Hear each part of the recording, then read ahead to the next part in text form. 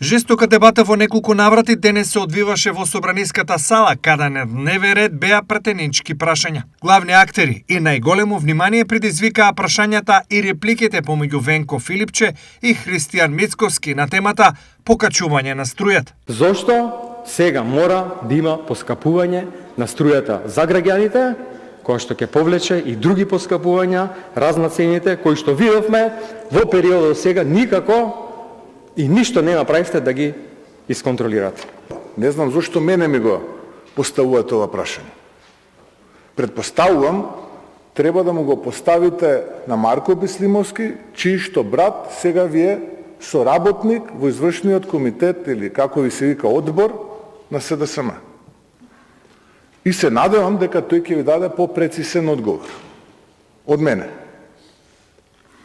А зошто ја манипулиравте јавноста со поскапување над 5%, па над 10%, па не излезе толку, излезе 2, нешто проценти, предпоставувам исто така тие можат да ви дадат одговор.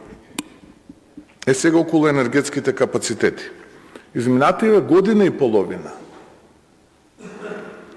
повеќе од 50 луѓе кои што го уништувале тоа кое што е оставено од претходната влада на ВМРО ДПМН, односно од времето кога јас бев директор на тогашното ЕЛЕМ, се или под истрага, или се водат судски процеси.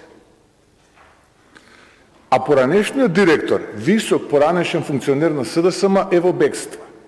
Ако е невин, ако е чесен, ќе дојде тука и ќе се соочи со органите, ќе даде исказ и ќе каже зошто е така.